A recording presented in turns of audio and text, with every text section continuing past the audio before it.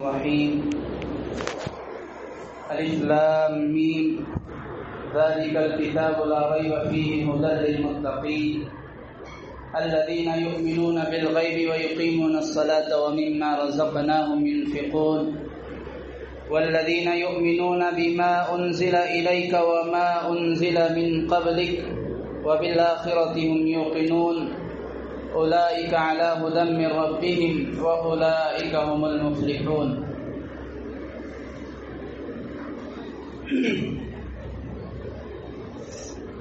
یہ سورۃ البقرہ ہے، قرآن پاک کی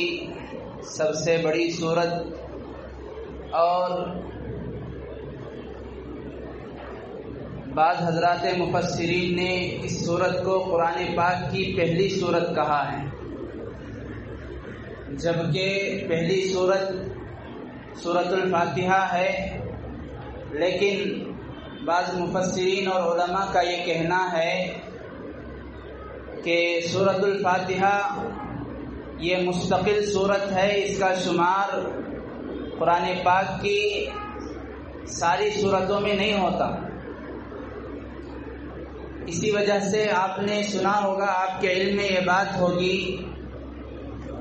قرآن پاک کی آیتوں کے سلسلے میں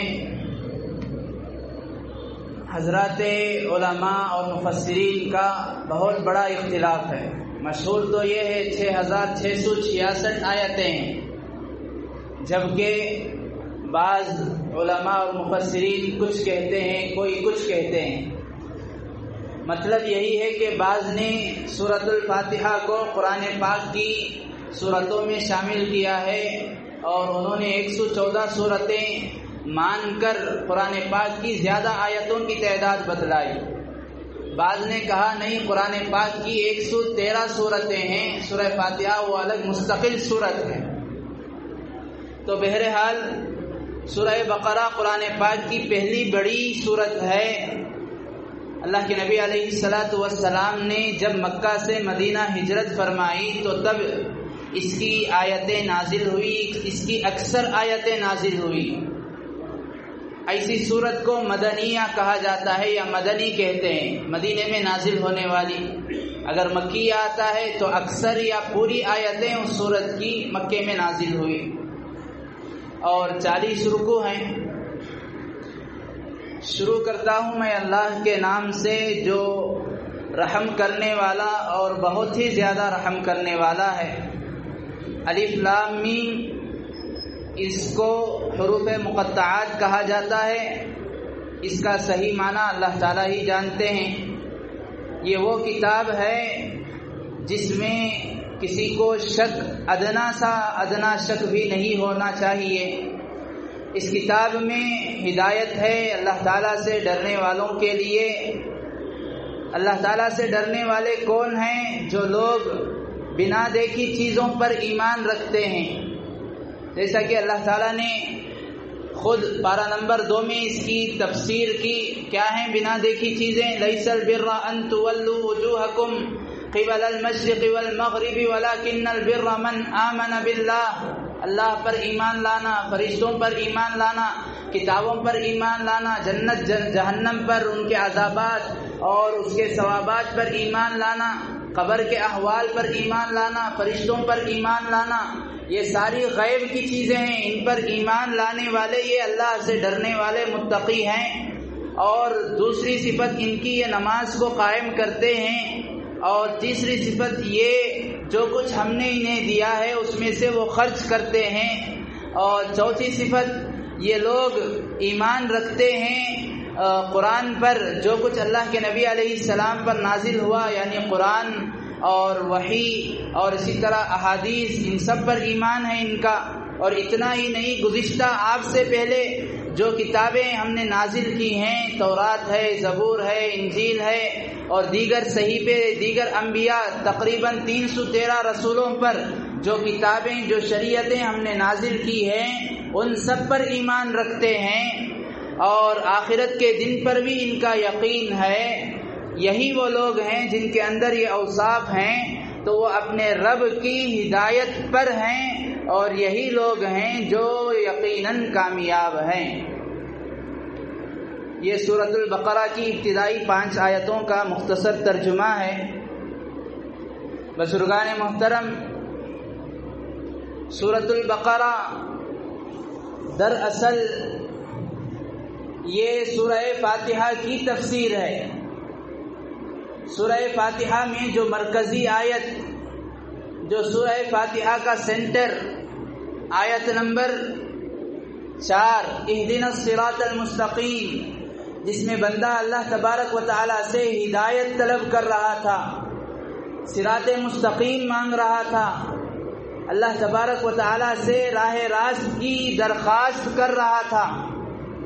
اللہ تبارک و تعالی نے اس کا جواب دیا ہے۔ اللہ تبارک و تعالی نے بندے کی اس درخواست کا، اس اپلیکیشن کا جو اس نے سورہ فاتحہ کی شکل میں اللہ تعالیٰ کے حضور میں پیش کیا ہے، اس کا جواب اللہ تعالیٰ نے دیے ہیں۔ الف لام میم، میرے بندو،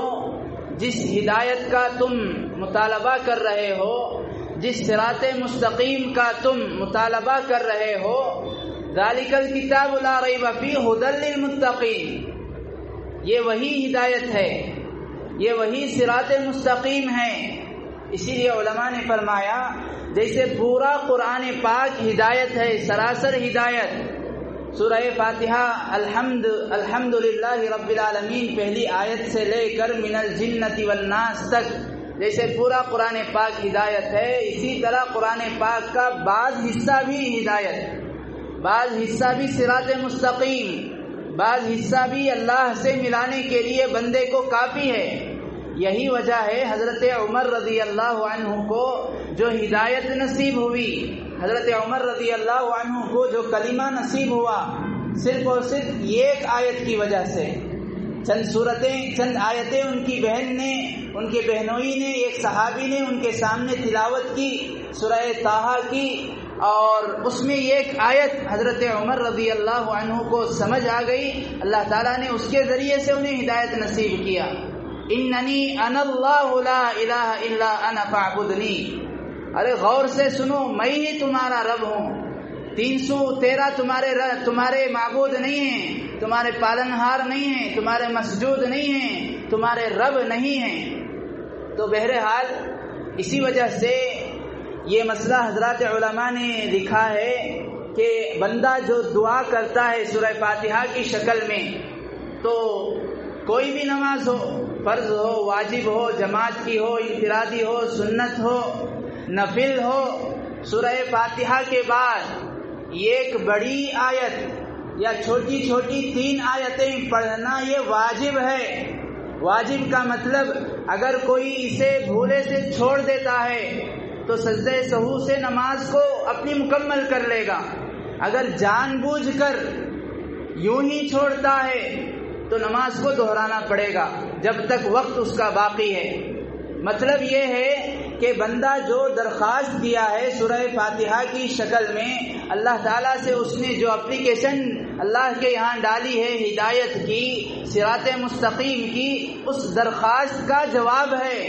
اس اپلیکیشن کا جواب یا تو ایک بڑی آیت کی شکل میں ہمیں خود پڑھنا پڑے گا جو اللہ تعالیٰ نے جواب دیا ہے، یا تو وہ جواب چھوٹی چھوٹی 3 آیتوں کی شکل میں ہمیں پڑھنا پڑے گا جو کہ واجب ہے۔ یہ ایک مسئلہ ہے۔ یہاں پر رک کر ایک دوسرا مسئلہ بھی ہم سمجھتے چلیں۔ بہت سارے لوگوں کو ایک عادت ہے، پتہ نہیں کس نے یا کہاں سے انہوں نے سن رکھا ہے، امام کے پیچھے کھڑے ہو کر بھی وہ کچھ نہ کچھ پڑھتے رہتے ہیں، کئی مرتبہ اتنی زور سے پڑھتے ہیں کہ امام کو خلل ہوتا ہے، امام کو محسوس ہوتا ہے کہ وہ کون سی سورت پڑھ رہا ہے، وہ کون سی آیت پڑھ رہا ہے، امام کو یہ سمجھ میں آتا ہے۔ جبکہ ایک مرتبہ اللہ کے نبی علیہ الصلاۃ والسلام نماز پڑھا رہے تھے، حضرات صحابہ میں سے کسی نے کچھ پڑھا یا پیچھے سے کچھ آواز آئی، اللہ کے نبی علیہ الصلاۃ والسلام نے نماز کے فوراً بعد ٹوک دیا، کہا میرے صحابہ جب تم نماز پڑھو خاموش کھڑے رہو، جب تم امام کے پیچھے کھڑے ہو تو خاموش کھڑے رہو۔ وَإِذَا قُرِئَ الْقُرْآنُ فَاسْتَمِعُوا لَهُ، آج یہ آیت پڑھی گئی پارہ نمبر 9 میں،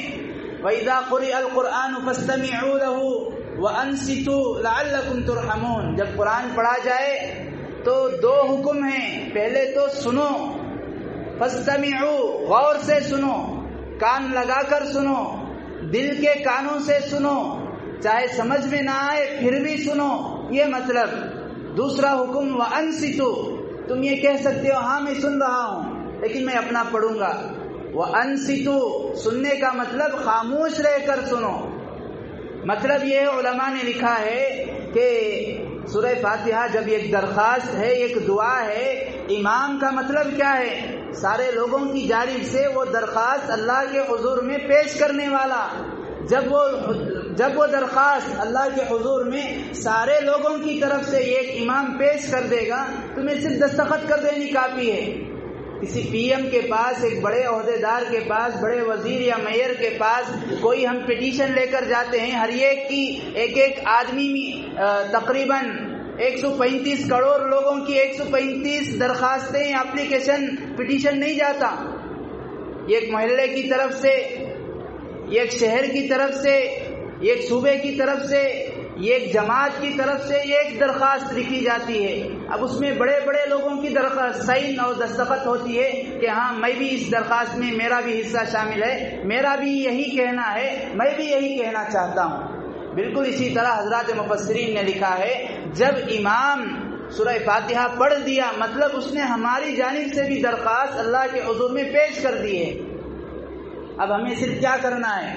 دستخط کرنی ہے۔ وہ دستخط آمین کہہ کر۔ جب ہم نے آمین کہہ دیا تو مطلب ہے اللہ ہماری بھی یہی درخواست ہے، ہماری بھی یہی دعا ہے۔ تو یہ ایک مسئلہ ہے، ہمیں امام کے پیچھے کھڑے ہو کر اگر ہم کوئی سورہ فاتحہ پڑھیں گے یا کوئی اور سورت پڑھیں گے تو مطلب ہی نہیں رہا امام کے پیچھے کھڑے ہونے کا۔ جب مجھے اپنی سورت پڑھنی ہے، میں امام کے پیچھے کھڑے ہو کر کیا کر رہا ہوں؟ انتشار ہوگا اور فتنہ ہوگا اور امام کی نماز میں خلل ہوگا۔ اس لیے یہ ایک مسئلہ ذہن میں رکھیں، اچھی طرح ہمیں معلوم ہو جانی چاہیے۔ بہرحال سورہ بقرہ اللہ تبارک و تعالیٰ نے اسی درخواست جو سورہ فاتحہ میں ہم نے اللہ سے کی تھی اس کا جواب دیا ہے کہ تم نے جو درخواست کی تھی وہ درخواست اس کتاب میں، اس کا جواب اس کتاب میں ہے، وہ ہدایت اس کتاب میں ہے، وہ صراط مستقیم اس کتاب میں ہے، وہ اعتدال والا راستہ اس کتاب میں ہے۔ جب تم اس کتاب کو پڑھو تو اس غور سے، اس توجہ سے پڑھو کہ اللہ تبارک و تعالیٰ کی جانب سے، میری جانب سے ایک ہدایت کا سرچشمہ ہے، ایک ہدایت کا منبع ہے، یہ قرآن و حدیث کا ذخیرہ ہے، یہ شریعت کا ذخیرہ ہے، ساری شریعت اسی سے ماخوذ ہے۔ کوئی بھی مسئلہ، کوئی بھی حکم، کوئی بھی شریعت کا چھوٹا سے چھوٹا مسئلہ قرآن و حدیث سے ہٹ کر نہیں ہے۔ یہ بات الگ ہے کہ ہم نہیں سمجھ سکتے، یہی کام حضرات مجتہدین کا، یہی کام حضرات فقہا کا، یہی کام حضرات مفسرین اور محدثین کا ہوتا ہے کہ وہ قرآن کریم سے چھوٹے مسئلے کو جوڑتے ہیں کہ یہ مسئلہ فلاں آیت سے نکلتا ہے، یہ مسئلہ فلاں آیت سے نکلتا ہے۔ سورہ بقرہ ایک بہت لمبی سورت ہے اور اس میں اللہ تبارک و تعالیٰ نے وہی مضامین بیان کیے ہیں اصولی طور پر، بنیادی طور پر جو پورے قرآن پاک کے مضامین ہیں۔ توحید کو بیان کیا اور اپنی ربوبیت کو بیان کیا، اپنے ایک ہونے کو بیان کیا، اپنے قادر مطلق ہونے کو بیان کیا، اپنی قدرت کو لوگوں کے سامنے لایا اور کہا کہ تم اگر اس کی ایک چھوٹی سی مثال بھی پیش کر سکتے ہو تو پیش کرو۔ جیسے اللہ تبارک و تعالیٰ نے تیسرے ہی رکوع میں یہ ایک چھوٹا سا لوگوں سے چیلنج کیا، اگرچہ کہ یہ قرآن نازل ہوا تھا آج سے 1400 سال پہلے، چونکہ عرب حضرات عربی زبان کو جاننے والے، پیدائشی عربی، اور ان کے یہاں ایک دستور یہ بھی تھا کہ جب بچہ پیدا ہو جاتا، جیسے ہمارے علاقوں میں دیہات سے بچوں کو لوگ شہر بھیجتے ہیں تاکہ اچھی تعلیم سیکھے، اچھے بڑے بڑے یونیورسٹی میں تعلیم حاصل کرے، ویسے عرب میں یہ دستور تھا جب بھی بچہ پیدا ہو جاتا وہ دیہاتوں میں بھیجا کرتے تھے تاکہ بچہ جا کر دیہات میں اچھی فصیح سے فصیح، اچھی پیور عربی بولنا سیکھ جائے۔ تو بڑے بڑے شعراء کو یہ دعویٰ تھا کہ اللہ کے نبی علیہ الصلوۃ والسلام آپ جو یہ قرآن سنا رہے ہیں یہ کلام اللہ نہیں ہے، یہ اللہ کی کتاب نہیں ہے، یہ تو بس آپ کی جانب سے ہے، آپ گھڑ کر نعوذ باللہ آپ خود اپنی جانب سے بول رہے ہیں، یہ تو ہم بھی لائیں گے، یہ تو ہم بھی پیش کریں گے۔ اللہ تبارک و تعالیٰ نے کہا وَإِن كُنتُمْ فِي رَيْبٍ مِّمَّا نَزَّلْنَا، اگر تمہیں شک ہے، اگر تمہیں تھوڑا سا بھی شک ہے جو کچھ ہم نے نازل کیا ہے کہ یہ ہمارا کلام نہیں ہے، ٹھیک ہے، ایک جگہ پر کہا 10 آیتیں لاؤ، 10 سورتیں پیش کرو، ایک جگہ پر کہا ایک سورت پیش کرو، ایک جگہ پر کہا اللہ تعالیٰ نے ایک آیت پیش کرو۔ اور وہی جہالت جو عرب حضرات میں جن لوگوں نے قرآن کا انکار کیا، اور بعض لوگ بڑے بڑے شعراء، بڑے بڑے عربی دان، عربی زبان جاننے والے، گرامر جاننے والے، ساروں کی ایک جماعت کمیٹی بنی، ساروں نے مل کر یہ دعویٰ کیا، اس چیلنج کو اللہ کے قبول کیا، کہا کہ چلو ہم بھی کچھ بناتے ہیں۔ قرآن پاک کی چھوٹی سی صورت لے لی، الم تر کیف فعل ربک باصحاب الفیل، ابرہہ کا قصہ، جس میں اللہ تبارک و تعالیٰ نے چھوٹے سے ابابیل کے ذریعے سے ابرہہ اور اس کے ہاتھیوں کو بھسم کیا تھا، ہلاک کیا تھا، اس واقعے والی چھوٹی سی صورت کو لے لیا اور اس کے مطابق اس پر فٹ کرتے ہوئے اپنی جانب سے چند آیتیں بنا کر لائے، اپنے گمان کے مطابق ہاتھی ہی پر بنائے وہ لوگ بھی۔ الفیل ملفیل، ہاتھی کیا ہی ہاتھی ہے، وما ادراک ملفیل، آپ کو معلوم ہے ہاتھی کیا جانور ہے، قرطمها طویل، ہاتھی ایک ایسا جانور ہے جس کی سونڈ لمبی ہوتی ہے، وذنبها قصیر، جس کی دم چھوٹی ہوتی ہے۔ اور آ کر اللہ کے نبی علیہ السلام کی خدمت میں پیش کرنے لگے، دیکھو آپ کے رب کا دعویٰ اور چیلنج ہم نے قبول کر لیا ہے، یہ آیتیں ہم نے بنائی ہیں۔ جب پڑھا گیا سارے لوگوں سے ہنسی چھوٹ گئی، ارے یہ بھی کوئی کلام ہے۔